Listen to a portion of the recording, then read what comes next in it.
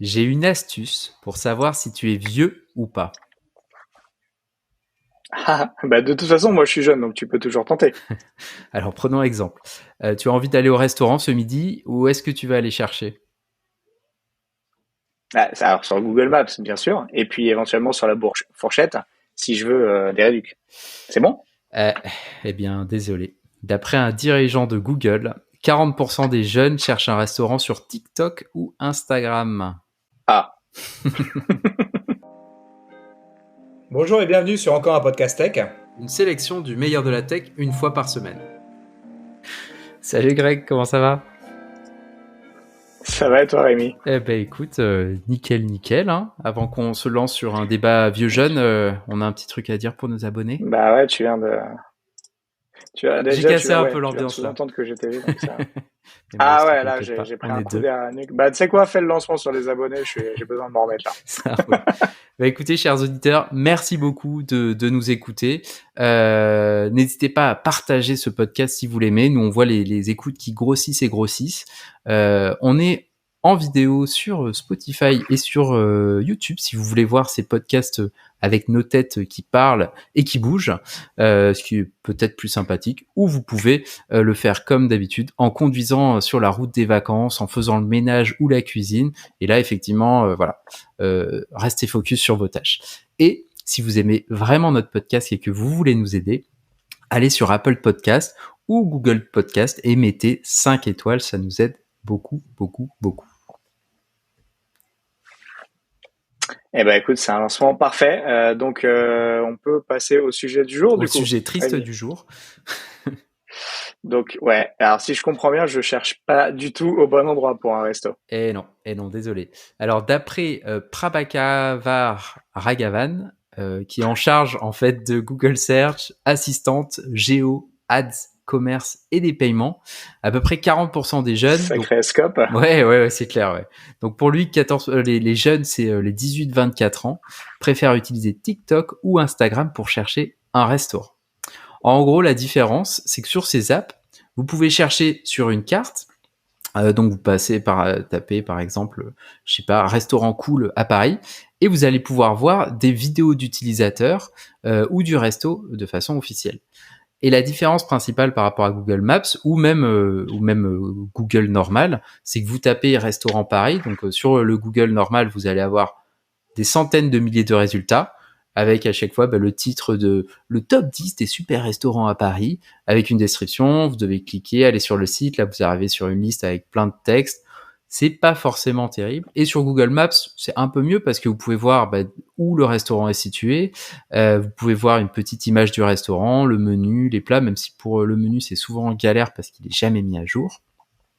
Donc là, sur TikTok et Grave. Instagram, ils vont arriver, il y a une petite vidéo de quelqu'un qui est en train de tester un cocktail dans un bar qui est à côté de chez vous ou de manger un super plat de pâtes. Ça me fait dire que je commence à avoir faim. Voilà, qui a l'air de se régaler. Et donc c'est beaucoup plus sympa et dynamique que le pauvre Google, quoi. C'est vrai, et en plus, ce qui est intéressant, c'est que vraiment c'est du contenu généré par les utilisateurs. Donc tu as alors, bon, c'est photos, vidéos, etc. Mm-hmm. Et ce contenu, il est très très frais, Oui. puisque tu peux voir les dates à laquelle les contenus ont été postés. Donc moi, ça m'arrive souvent quand je vais dans un endroit de regarder sur Instagram ou TikTok pour regarder le lieu, les dernières vidéos, photos qui ont été prises dans le lieu, parce que ça te donne vraiment une vue au plus proche de la réalité, de finalement ce à quoi va ressembler le lieu quand tu vas y aller. Ah, bah, tu vois, t'es pas si vieux que ça. T'es plus jeune que moi, en tout cas. Moi, je pense même pas à faire ça, alors que J'a- c'est j'a- une bonne idée, quoi.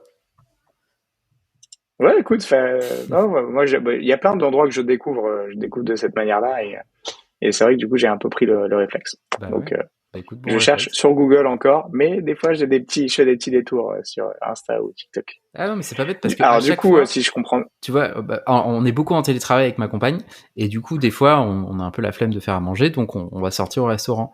Et souvent, quand tu cherches sur Google Maps, c'est ce que je disais tout à l'heure, le menu il est jamais à jour, donc tu as assez peu d'idées de ce qu'il y a actuellement de disponible. Donc, hmm, aller jeter un œil sur TikTok ou Instagram, écoute, faut que j'y pense parce que en voyant effectivement des contenus récents qui ont été postés peut-être la veille, il y a une semaine ou deux, bah normalement le restaurant il a pas tant changé que ça, donc bonne idée. Je retiens, merci. Ouais, carrément. Et puis tu as des vraies photos, des vidéos, enfin des photos ou vidéos vraiment des plats, Mm, mm. etc. Alors tu verras pas le menu comme tu peux le voir Oui, sur c'est sur sûr. Ouais. Google. Malheureusement, ils sont encore pas très très bons les restos. Je trouve que Non, c'est pas c'est étonnant parce que ouais. systématiquement disponible les Mm. menus, alors qu'ils sont maintenant en ligne. Tous, Ouais, tu vas dans n'importe quel resto, tu as le QR code qui te permet de consulter le menu. tout Mais j'ai à fait. l'impression que ça remonte pas aujourd'hui.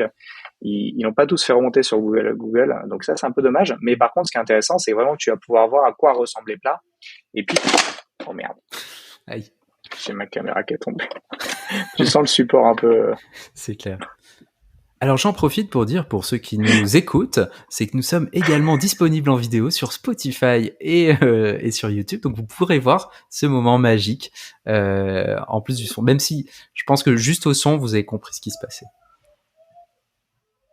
Exactement, ma caméra est tombée. Donc tout ça pour dire que ouais, c'est un super bon moyen finalement de voir ce que propose un resto et puis de même de trouver des restos. Moi, Mm.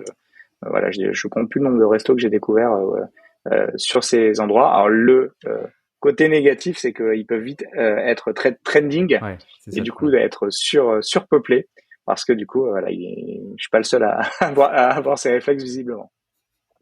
Alors du coup, Google est en train de devenir obsolète, si je comprends bien ce que tu me disais tout à l'heure. On pourrait le croire, mais en fait pas vraiment. Donc on en a parlé plusieurs fois, c'est que les autorités américaines et européennes regardent quand même de manière extrêmement proche Google pour suivre à quel point toutes les applications et les services qu'il propose ne sont pas un petit peu un abus de position dominante, notamment sur la vidéo ou la recherche dont on parle ici. Donc finalement, quand ce dirigeant de Google fait ce genre de déclaration, c'est une manière aussi pour lui de dire oh, vous voyez, on n'est pas si dominant que soi, quoi.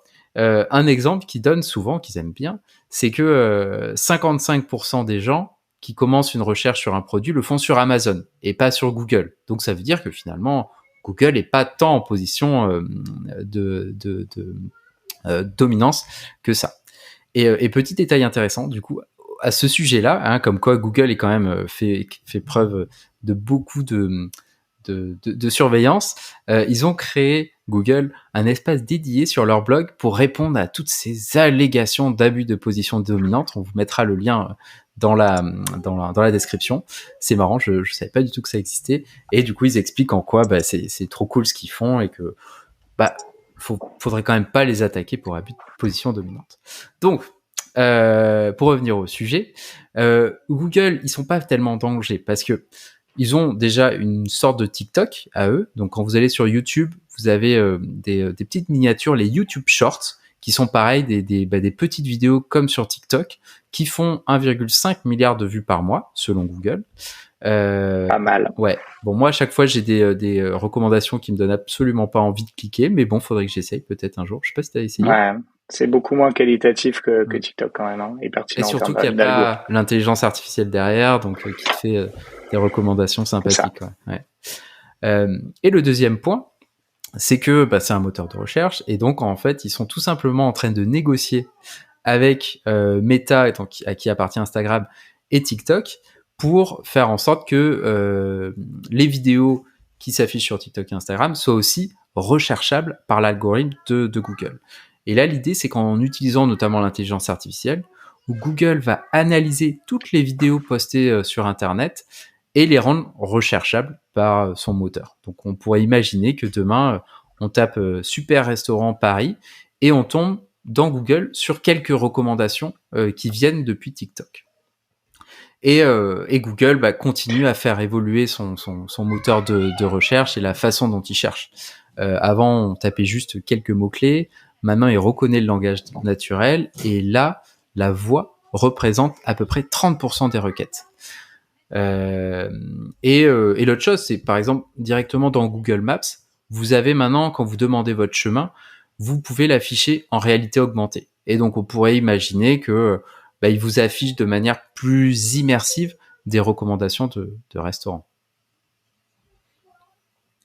Carrément, tu pourrais directement passer d'une vue en réalité augmentée à une vidéo concrète du resto, quoi. Ouais, carrément, ouais. Donc en vrai, c'est plutôt pour TikTok que ça sent pas très bon, si je comprends. Ouais, effectivement.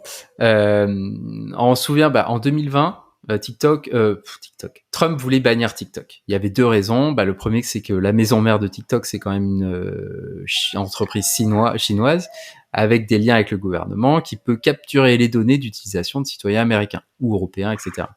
Et une concurrence avec les GAFAM qui, depuis 2020, c'est encore plus exacerbé. Le nombre d'utilisateurs de TikTok a explosé. N'hésitez pas à voir notre épisode sur le sujet, donc épisode 26 de la saison 2. Et donc, on pourrait imaginer, par contre, que maintenant, TikTok, géant qu'il est devenu, pourrait revenir en ligne de mire des régulateurs. Donc, premièrement, américain, il était déjà pas mal scruté, mais peut-être européen aussi. Donc c'est plutôt pour TikTok que ça commence à sentir moyennement, quoi. Moi, je pense, je serais un petit peu plus nuancé que ça en fait sur le sujet de la recherche parce qu'effectivement, Google reste hyper important pour trouver un numéro de téléphone, pour trouver voilà les avis Google, etc. Tout ça, c'est quand même très très bien structuré comme données et très très puissant et essentiel aujourd'hui au fonctionnement du web, que ce soit pour trouver un lieu où y aller et avoir des avis dessus. Donc ça, je trouve que il n'y a pas d'équivalent ailleurs, donc ils sont plutôt bien. Après, effectivement, pour la découvrabilité, je pense que voilà, on va plus partir de Google ou de TripAdvisor comme ça pouvait être le cas auparavant, mais plutôt peut-être de réseaux sociaux comme Twitter ou Instagram pour finalement voilà vraiment avoir un contenu d'utilisateur de qualité qui est beaucoup mieux que les petites photos un peu dégueu que tu peux trouver sur TripAdvisor, des assiettes ou de la salle de bain. Pas forcément envie parce que vraiment pas pris par des gens qui savent pas forcément bien prendre des photos. Donc même un plat de pâtes qui a l'air bon en vrai, pris en photo, ça peut sembler pas du tout bon. Donc, ouais, c'est sûr. Complètement. Et aujourd'hui, en fait, tu te rends compte quand tu traînes un peu sur TikTok ou Instagram que d'une part, on a des téléphones qui font des vidéos et des photos, mais de dingue en fait. Donc la qualité, elle est déjà top. Plus les gens sont vraiment meilleurs et ils ont des meilleurs outils pour faire du montage. Donc aujourd'hui, même quelqu'un qui connaît rien est capable de faire un montage. Un enfant, franchement, peut faire du montage. J'exagère pas du tout. J'ai des cas en tête. Et c'est vrai que tu peux très très vite faire des trucs quali. Beaucoup plus quali que ta vieille photo TripAdvisor. Donc ça aussi, ça permet voilà, ça donne envie de voir le contenu, de le consulter. Et donc voilà, je pense que la partie découverte et promotion va de plus en plus passer sur ces canaux-là. Et que derrière, il n'y a pas encore d'équivalent à ce que propose Google, puisque finalement, voilà, ça reste quand même le point d'entrée, le moteur de recherche principal. Mais tu vois, typiquement sur les lieux, par exemple, je trouve que YouTube est complètement passé à côté de ça. Aujourd'hui, tu cherches un hôtel, en fait, si tu cherches la vidéo sur YouTube, tu vas pas la trouver, alors que YouTube existe depuis bien plus longtemps, alors que tu vas sur, où je te parle d'un resto ou un hôtel, alors que tu vas sur TikTok, c'est certain que tu vas trouver des vidéos de l'hôtel, et ça, je trouve que voilà, YouTube a plutôt bien loupé ce virage-là, et ça va être, à mon avis, assez décisif dans les mois et les années qui viennent. Et aujourd'hui, c'est voilà, t'as toute une génération qui arrive avec des nouveaux usages de la recherche, des réseaux sociaux et des nouveaux codes. Et c'est vrai qu'aujourd'hui, je trouve que voilà, Google, le mieux qu'il puisse faire à court terme, c'est de remonter ses résultats, mais il peut pas aller beaucoup plus loin, j'ai l'impression. Et en même temps, je pense que voilà, la marche pour TikTok ou Instagram, pour aller taper un peu dans ce qu'on va chercher aujourd'hui sur Google, elle est encore un petit peu haute. Même si quand tu regardes Ouais, vas-y. Moi, je pense à un truc, c'est que ce qu'on disait sur notre épisode là, sur TikTok, c'est que leur force, c'est vraiment leur algorithme de recommandation. Et là, on pourrait imaginer vraiment, enfin, ils ont tellement de données et ils ont quelque chose qui marche quand même très bien. Ils auraient qu'à, moi je ne suis pas ingénieur, je ne fais que donner mon avis de mec qui se dit mais ça c'est facile, ça c'est, vous faites une mise à jour quoi. Ils pourraient utiliser nos données de GPS ou même de localisation approximative pour nous situer dans un quartier quoi, de Paris ou d'ailleurs, n'importe où, et en fonction peut-être s'ils voient qu'il est 11h30, on commence à avoir un petit peu faim, on est au boulot, on regarde TikTok, ils pourraient commencer à nous donner des recommandations de restaurants qui sont à côté et qui ont publié des vidéos Et ouais, sympas. Donc il y a quand même des choses à faire et qui nécessiteraient peut-être pas un vrai beaucoup potentiel. plus de boulot que ça, quoi. Et donc TikTok pourrait. Ouais, je suis d'accord avec toi. Il y a un vrai sujet de recommandation.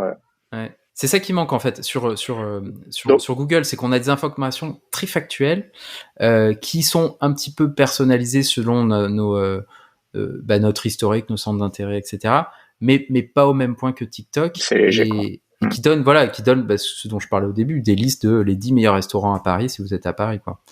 Donc Exactement. Et typiquement, enfin, TikTok sait quand tu vas regarder une vidéo, si c'est une vidéo de pizzeria ou plutôt de sushi. Et du coup, il sait sur quel type de vidéo tu vas passer du temps. Donc, potentiellement, il peut même t'afficher en fonction du VOT, le meilleur resto de sushi ou de pizza qui est dans le coin parce qu'en fait, il sait que c'est ça que tu aimes bien regarder. C'est clair. Donc, et ça, Google a pas de moyen de le savoir aujourd'hui. Donc, enfin, pas de cette manière-là, quoi. Oui. Ils peuvent si t'as fait une réservation via Google, etc. Mais franchement, c'est beaucoup moins, je pense la donnée est bien moins précise et exploitable que ce que peut proposer TikTok. Ouais, c'est sûr. Et Instagram est pas très loin derrière. Hein. On parlait tout à l'heure justement des fiches Google. Aujourd'hui, quand tu as un business et que tu te fais un compte Instagram, tu as beaucoup de business qui ont des comptes Instagram avant d'avoir des comptes Google d'ailleurs. Et c'est assez intéressant parce que dans le compte Instagram Pro, tu peux être contacté, tu peux du coup échanger avec des personnes en privé. Tu peux mettre ton adresse, ton numéro de téléphone. Enfin, t'as pas mal déjà de fonctionnalités qui sont qu'auparavant on trouvait que sur Google My Business. Donc, ça devient aujourd'hui des alternatives assez intéressantes et des points d'entrée assez intéressants pour référencer des business. Donc voilà, ça c'est aussi des petits warnings, je pense, pour Google qui sur tout le sujet de la recherche locale en fait, qui est un gros enjeu business aujourd'hui en termes de pub. Du coup, ça me fait toi qui es plus sur TikTok que moi. Est-ce que tu sais s'il y a des influenceurs qui testent des restaurants? Parce que là, il y a peut-être un truc à créer. Énormément. Mince, ça existe déjà. Mince. Énormément. Je suis même tombé sur, alors là, c'est les magies de l'algorithme, mais sur un gars qui cherchait le meilleur kebab d'Île-de-France. Ah, donc, notre quête ultime à tous. Oui.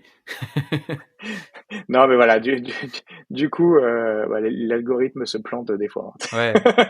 Il teste des trucs. Mais en tout cas, non, ce qui est intéressant, oui, t'as plein de gens qui testent des restos, qui sont vraiment fait des comptes dédiés à ça. Et ouais, c'est assez, c'est très engageant. Hein. Et puis ils te mettent l'adresse, etc. Et moi, j'ai un petit workflow aujourd'hui. Hein. Quand je repère une adresse sympa, directement, je la note. Et puis je la mets dans Mapster, qui est un service qui permet d'enregistrer des adresses. Et du coup, ça me fait un petit peu ma liste je passe de la consommation de contenu à directement partie archivage et réutilisation qui me permettent toujours avoir une liste de restos sympas à tester à jour et accessible. Donc ça, c'est plutôt cool. Parce que sinon, voilà, ça passe dans le flux et puis après, tu passes à autre chose et c'est perdu, quoi. Ouais, c'est sûr. Voilà, je crois qu'on a fait le tour du sujet, Rémi. Moi, ça m'intéressait vachement ce sujet parce que c'est vrai que Google, c'est un acteur qu'on voit prédominant, qui semble vraiment indéboulonnable. Et on se rend compte quand même que par certains petits trucs, sur la vidéo avec TikTok, sur la pub sur la recherche avec justement la recherche locale et là on se rend compte que ce qui était certain il y a quelques années devient un petit peu moins certain aujourd'hui. Alors, ils sont loin d'être terminés, mais il y a quand même des signaux faibles qui devraient bien surveiller parce que voilà, il y a des vrais changements d'usage qu'ils ont plutôt intérêt à être capables d'adresser parce que sinon ils vont se retrouver en retrait et en phase de rattrapage, ce qui est pas trop la posture à laquelle ils nous avaient habitués. Oui, tout à fait. Et un des problèmes auxquels c'est vrai qu'on en a pas parlé, mais c'est que maintenant sur le moteur de recherche, quasiment tous les marketeurs ou les responsables de communication, quand ils mettent en place un site internet, ils mettent toutes les bonnes pratiques de l'optimisation pour être bien référencés sur Google. Et ce qui fait que quand vous cherchez un truc, j'ai pas d'idée en tête, mais vous arrivez sur des résultats qui sont assez similaires. Le site va changer, mais le résultat est assez similaire parce que tout le monde utilise les mêmes recettes. Et c'est peut-être ce manque de personnalisation, d'adaptation de Google qui pourrait l'aider à redevenir great again, hein, comme on dit, et de faire une vraie différence. Mais là, c'est vrai qu'ils sont un peu sur une pente glissante qui font qu'ils pourraient devenir irrelevant. Exactement. Donc à surveiller, on ne manquera pas d'en reparler parce que c'est vraiment des sujets qui nous touchent au quotidien. Et je pense qu'on a fait une bonne première introduction là. Absolument. Merci beaucoup, Greg. Super. Merci Rémi. Et de quoi on va parler la semaine prochaine? Du coup, de quoi on parle la semaine prochaine? Allez, vas-y, chaque fois c'est moi qui le fais. C'est un sujet que j'aime bien, ça. C'est les sujets. Un sujet estival. Ouais, c'est le petit sujet pop. Ouais, sujet estival, sujet popcorn. On va vous donner nos recos, nos meilleurs podcasts et newsletters, hein, donc celles qu'on préfère, celles qu'on adore, et on parlera pas de ce podcast. Mince. Mais en tout cas, si vous cherchez des... Si, bon, ok. Si, c'est notre podcast préféré. Hein. Trop bon en fin d'épisode. Mais du coup, si vous voulez écouter l'épisode sur nos recos, c'est que vous écoutez déjà le podcast. Non, donc, vrai, ça, ouais. N'oubliez pas de transférer ce podcast. Mais écoute. Non, mais il sera utile parce que. Voilà, donc nos podcasts et newsletters préférés. Exactement. Ouais, vas-y. Si vous l'utilisez, si vous écoutez, quand vous écouterez ce podcast, si vous l'écoutez, quand il est sorti, c'est-à-dire au milieu de l'été, vous pourrez l'utiliser sur la route de vos vacances. Si vous n'êtes plus en vacances, car vous êtes un juillettiste, vous pouvez l'écouter au bureau pendant que votre chef haussien est lui en vacances. Et sinon, si vous écoutez ça à la rentrée ou en plein hiver, ça vous fait une liste de newsletters, de podcasts pour passer le temps et pour vous enrichir l'esprit. Donc ça va être trop cool. Exactement. Non, peu importe quand tu l'écoutes et où, c'est bien. Comme tous nos podcasts en fait, vous pouvez les écouter quand vous voulez. Comme tous nos podcasts. Ça marche, Rémi. Je te souhaite une excellente journée et puis à très bientôt. Salut, bonne journée, à la semaine prochaine. Du coup. Ciao. Merci de votre attention. Si l'épisode vous a plu et que vous souhaitez nous aider, laissez votre avis sur Apple Podcast, car les podcasts, c'est le truc le plus dur à découvrir. Pour recevoir chaque nouvel épisode à sa sortie, abonnez-vous sur encoreunpodcast.tech. Vous pouvez également vous abonner à nos newsletters gregtayeb.substack.com et lebrief.tech.